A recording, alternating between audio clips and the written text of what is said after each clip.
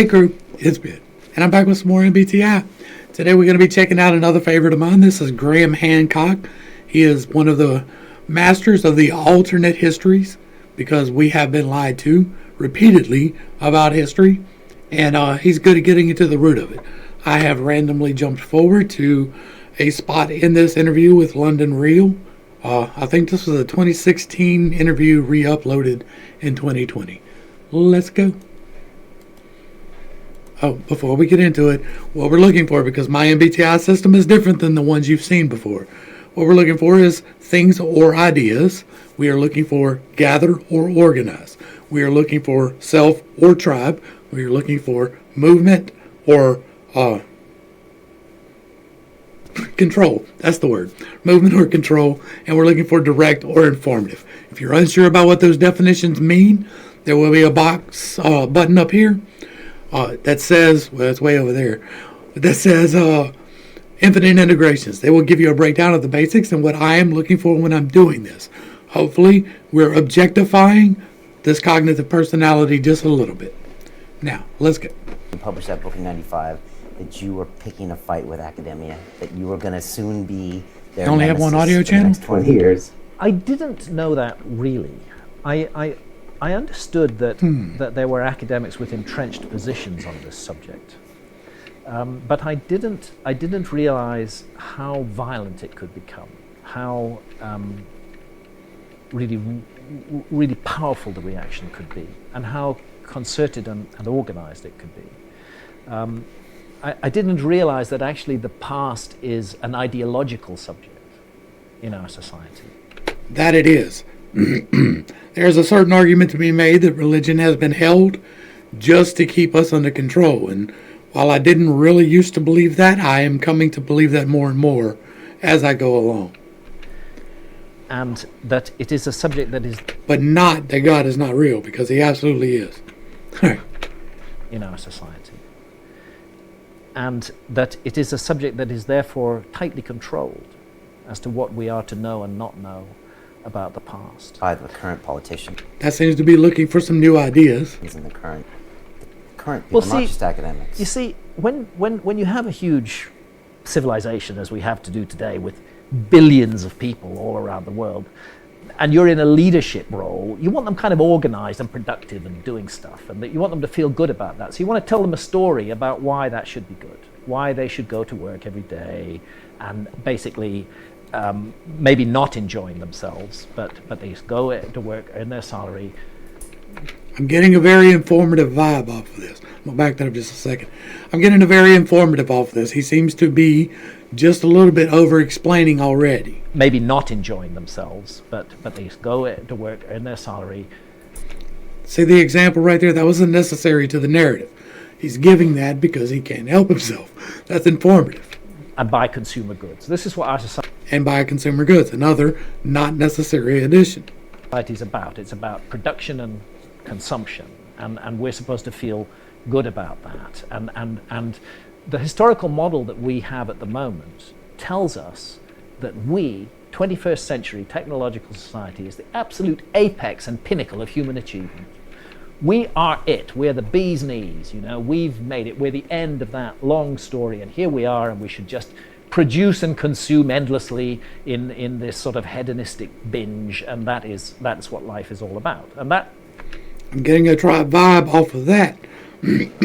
He seems to be very concerned about the tribe's directions with these past events, right? So that's where I'm leaning. It's very nice for those in positions of power, because if people will buy into that, they stay quiet, they don't ask questions, they don't complain, they don't riot in the streets. We got a whole list right there. Let's go back. For that, they stay quiet, they don't ask questions, they don't complain, they don't riot in the streets, they just do that. That is a list of physical things, right? All of that was physical. They don't ask questions, they don't complain, they don't riot in the streets, they just do their jobs. Like the don't complain and don't ask questions could seem like an idea. I could absolutely understand that. But in this case, it is a thing that happens, right? They don't ask questions is a reference to the people physically in the past, not a going forward That's very interesting.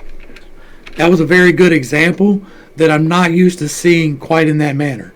So yeah, that was pretty good. And I would suggest that the historical model that we have at the moment is part of that system of control. It's part of saying that it's perfectly normal and right that things should be as they are. We should be very pleased with ourselves. We're not doing anything wrong, and let's just carry on doing what we do. And that was all we statements, right? Oh. So when you shake that up and publish a book that has a lot of research to it, a lot of thought to it, it starts upsetting lots of different people. And the academics come after you, but there's a lot of people that just don't want to hear this. Well, academics and their friends in the media. This is a very substantial issue. There's a whole network of ideas. I'm not talking about a conspiracy, actually. This isn't a conspiracy. It's just the way the world works. I would beg to differ, but okay. But the way the world changes is that people come along and suggest things which may be very uncomfortable for those who are in power. And when you're in power, you don't like to feel uncomfortable, so you do whatever you can to put that down. Now, from an academic's point of view, let's say a professor of archaeology, he has invested his whole career in a particular model of the past. He or she have invested their whole career in a particular model of the past. He's dropping some truth bombs. I was not expecting to get that on this. That model was already set when they went into the profession. Right there, the very moment they start doing their first exams at university, a filter is being applied. Bruh, if that ain't what I talk about all the time, right? That filter, the lens that you see and read things through because of your preconceived notions, I'm with this. That model was already set when they went into the profession. Okay, and again, this is some tribe pushback. This is some informative, right? So it's giving me a tribe or an E vibe, and it's giving me an informative vibe. He seems to be dealing with the past events and the current and the things that actually are, right? Not necessarily going forward, although he does touch on that. It seems to be more focused on this has happened. This is where things have been set, right? In academia, they have had this lens placed over their eyes. That's what he's saying. That is a things-oriented thing. That is an organized things-oriented thing, because it's not about gathering the new things.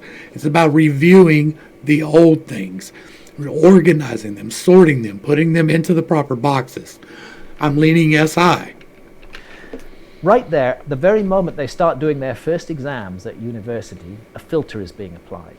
If they are in any way outside the accepted teaching, if they are suggesting that things are not as they are taught, then they will not pass those exams, or they will not do well, and they will not. So in a way, in order to do well academically in that field, you have to buy into the existing model. Because if you don't buy it, that's very flexible. The ability to recognize the fact that other people think differently than you and to flex around them is flexibility. That is the F here, right? It makes me think that he is going to be an F, because to be able to say, okay, you're completely wrong in what you believe, and yet I'm going to take the consideration of why you are wrong. That is very flexible. That is very tribe and flexible. Into the existing model, your paper will be marked down, and you will not get the results that could eventually lead you to becoming an academic. So by definition, academics are already people who've bought into the model. That's why universities train people into what to think and not how to think. And their careers are invested in that model. And they're all decent people. They're all good people. They believe passionately that they're right, and that tribe flex. That's tribe flex right there. This is how it is, and that belief also becomes existential in a way. It's very easy for people to become deeply invested in their ideas. I think we all do this. We have a certain set of ideas. We become deeply invested in them, and when those ideas are challenged, it's not just an intellectual discussion anymore. We take it as an attack on us in person. I think that's fundamentally why academics reacted to me in the way that they did. I was arguing that the whole field of history and archaeology may have got the origins of civilization completely wrong, but at a personal gut level, that was taken by many academics as a direct attack on them and their place in the world. And that then resulted in a counterattack on me. Now, the counterattacks on... And again, we're talking about past events. We're talking about the tribe, and we're talking about flexing around the tribe. Like, he's a really good example of that. Like, Randall Carlson was flexible, but he was flexible in a different manner. Graham is flexible in this way. Like, he's taking into account these things, and he's very, very good example of the flex that I talk about. Like, he knows he's right. He's done the research. He has put in the SI. He knows he's right. He feels responsible for telling people that he's right. And yet, he's still going to flex around these professors who are telling people the wrong thing. They are teaching people the wrong thing. I really like this. On me would never have happened if my book had been a failure.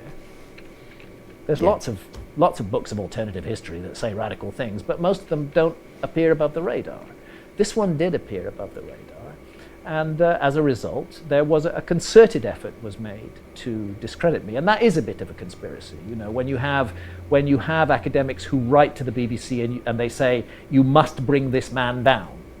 You know, when they actually say that, and the BBC makes a program which is designed to damage my reputation, and that program is then later found to have been unfair by the Broadcasting Standards Commission. Something odd is going on here. True. Again, we're talking about the things that have happened in the past.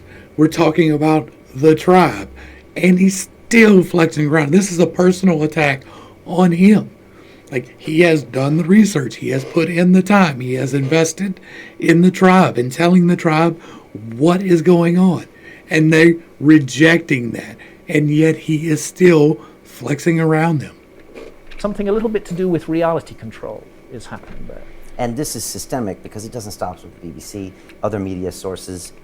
TED, you've had your ups and downs It's very with. weird with TED. It is I strange. just find it very, very strange because I used to like the odd TED talk when I heard it, and I know that feeling. you know, I thought, well, okay, ideas worth spreading. I can go with that, and some interesting discussions. And I think it's fairly well known. I do a TEDx event in January 2013. I'm there. Rupert Sheldrake is there. Yeah. Satish Kumar is there. A bunch of other people are there. We all give talks, and they go up on the TED YouTube channel. And then 2 weeks later, TED removes my talk, and it removes Rupert Sheldrake's talk. And, well, naturally, there's a fuss about this. And people want to know why. Now I got to find out who Rupert Sheldrake is. And TED say, oh, well, because these were pseudo-scientific ideas. Well, they never justified or supported that. They accused us of representing ideas about consciousness which were not scientific. That's not the case at all. Rupert Sheldrake is a highly credentialed scientist. These ideas were scientific enough, but they were the kind of science that these people don't like. There's a certain faction in science which is called materialist reductionism, where everything is reduced to matter. So the idea that there could be anything to consciousness beyond the brain is anathema to such scientists. Yeah, and that's why I couldn't be in that, like, I couldn't go into the hard sciences because of that.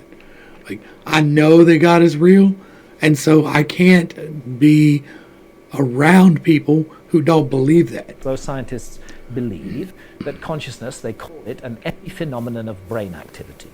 Okay, we have these big brains. We evolved them in order to survive in the jungle of survival of the fittest. And a kind of accidental byproduct of that, we got this thing called consciousness. Believe it or not, that is what people like Richard Dawkins actually believe. That consciousness is an accidental byproduct of brain activity. So it would have to be, by extrapolation, an accident for every single person who has had consciousness ever. If there is no overriding force of consciousness, then, like, if it is an accident, then it has to accidentally happen every single time. That's not logical. It's not. Which you Rupert find Sheldrake and I ridiculous. were suggesting that that's not the case, that it's much more mysterious than that. Absolutely. And that's why they took our talks offline. Ah. Not because they were unscientific, but because they challenged a dogma of a particular faction of science. And in fact, Rupert and I received huge support from many scientists after that who said that, Ted, we're way out of line to do this, and that the ideas that we were presenting were not unscientific. They were leading edge, but they were not unscientific. So in the end... And he brought in an example of the tribe supporting him here, right? He could have not. He has his facts lined up. He has charts and data and stuff to give to the tribe. That's what he does. He gives it to the tribe. I'm pretty sure we're pretty good here. I'm gonna look just for another minute, just to see if there's something that jumps out opposite of what I'm looking at, because what I'm looking at so far is things, organized, tribe, informative, and flexible. So yeah. TED were forced to put the talks back, not on their YouTube channel, but on their main site. They were forced to publish the reasons why they'd taken them offline. They were forced to cross all those reasons out, a very humiliating climb down for TED, and those are still left online, with all their bogus reasons for removing the talks crossed out, and our rebuttals placed there, and the talks back online. So a few years later, in 2015, a TEDx organizer in Reading in England comes up to me and says, would I do a TED talk with him? TEDx event. And I said, well, I've had a bit of trouble with TED in the past. And he said, yeah, but I like your subject and I want you to speak. And I'm an independent organizer and I want you to speak. So I said, okay, I'll do it. And I went and did it. And lo and behold, after 2 weeks, this time TED think they're getting smart. They realize they got a massive backlash from censoring me and taking me offline. So now they leave it online, but they stick a huge health warning on it, basically saying this is not politically correct. This is not sanctioned, authorized science. You know? Wow. And so the new theme of TED... What a very term of authorized science, right? We own the science. seems to be that actually its audience can't make up their own minds, that they're like children, that they're not capable of deciding for themselves, and that TED must curate and shepherd everything and to present them with the correct material for their minds. And to me, this is absolutely astonishing. It's astonishing that TED would, well, I'll not get involved with TED again. I thought I'd give them another chance. I thought they'd learned from the previous experience, but now I see that they haven't learned at all, and that there's no point whatsoever in using their platform. Yeah, I think. All right, we're going to go ahead and wrap that up. Yeah, absolutely. I've covered several TED Talks, and if you're not aware, they're on the alternative sites because they are not appropriate for YouTube. I would definitely wind up bad off on that. And so they're up over there where I give you the science of the last 2 years through TED Talks and them telling you what they plan on doing with it. It's over there. But what we're looking at here, I'm looking at Tribe, right? He is definitely, like, you didn't hear hardly any I statements, hardly any me in his talk, like so far. We're, 15 minutes in? And there is no real, me in this whole thing. So it seems to be very much Tribe. It seems to be very much the things that have happened in the past. So we're looking at an ES. He is very flexible, so that is going to be an ESFJ. And that's going to give us, let me get it pulled up for myself real quick. An ESFJ is going to be very much concerned about the ethics of the situation and making sure that people understand what is going on. How they will feel going forward with the correct information is the ESFJ's forte. That is what they do. And so he is going to be taking in the tribe's ethics, which we saw many examples of him pushing back against the science because they are not being ethical in their execution of the scientific method. They are going in with these lenses on. And so he is observing that and being responsible for the things that have happened. So he knows through his research that that is wrong. And he is correcting that. That is what he's doing. His responsibility is correcting that. The third eye, the thing that he's going to be defensive over, is going to be future possibilities and foresight.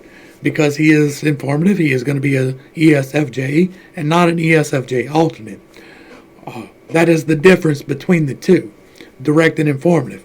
Direct holds the energy for themselves. The informative gives it back freely. He gave it back very freely. There was 2 questions in 15 minutes. But he's going to get defensive over the future possibilities. So there is no way to proceed forward with the best possible, or like with the correct possibilities coming out, if you are not operating in actual things that have happened.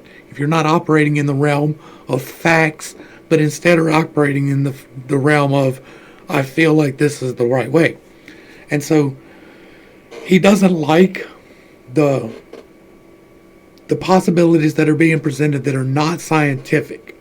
That is what he's pushing back with his E. He's pushing back against all of these ideas that are not factually correct. The thing that he's going to miscommunicate is going to be his personal thoughts and his logic. He's going to misunderstand his own logic, and he's going to miscommunicate his own logic. He relies heavily upon the evidence, the things that have happened. And so to him, because this is documentable and we have seen it, there's no reason to logic check it. It's already known. Well, you still need to logic check everything, even if you think it's known. There are people that think that Atlantis was not real. There are people who think that God is not real. There are logical arguments that can be made for both of those that absolutely make sense. The heart, what he really wants to do is be a moral person. He's good at that. He wants to make sure that his past feelings align with the future possibilities. And so he's doing that. All of these very successful people, by necessity, have to be healthy in their stack, whether or not they realize that's what they're doing or not. But probably he had to work towards making sure that he was morally correct.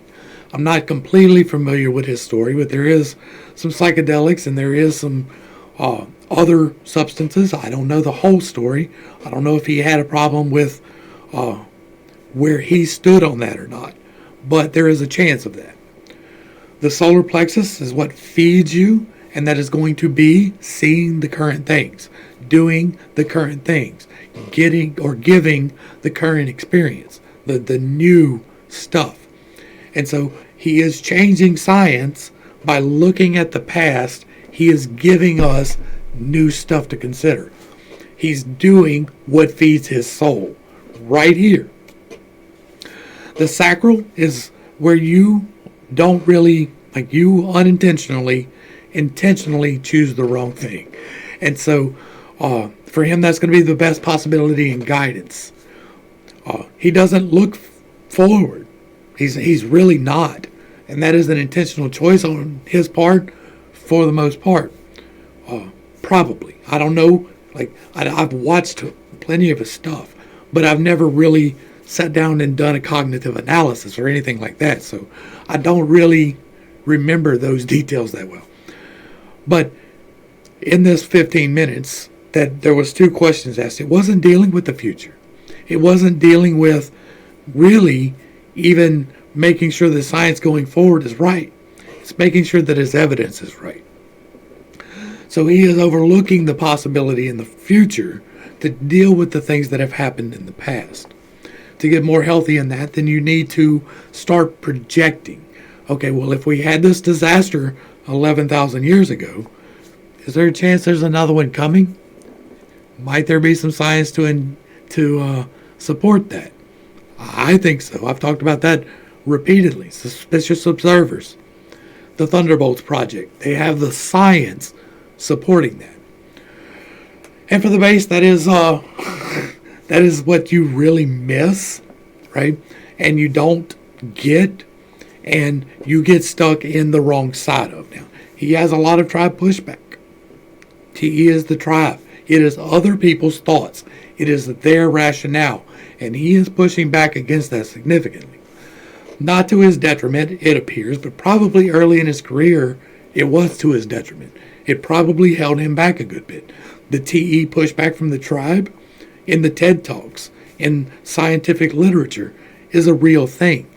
And that is because of the base. But he has expanded his base past academia into the realm of the common man.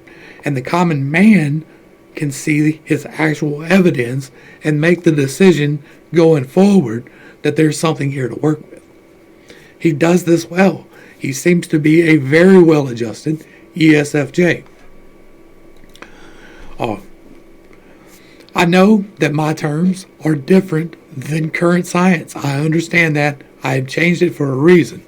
If you're unfamiliar with the basics, again, check out the white dot up here. Infinite Integrations will tell you more. If you would like to see other examples of an ESFJ, up here, there will be other types like this, something like that. I forget what I titled it. It'll pop up there, though, and it'll take you to the playlist for them. I hope I brought a little bit of enlightenment and not too much confusion to a not too difficult topic. We do this so that we can show examples of this in practical life. These are highly successful people that I'm covering. They are well adjusted. So far, everybody I've done in the new system has been well adjusted. They're not really dealing with that bad energy. They have been very well settled into their professions and very much support their whole stack, whether or not they realized what they were doing or not. This was a really good interview. I hope y'all check out the rest of it. I'll be watching the rest of it while this cooks. So, to the crew, thanks for hanging out. I appreciate every single minute that you are here with me, and I am praying for you every single day. Until next time, I love you. This has been Pittstake. Peace.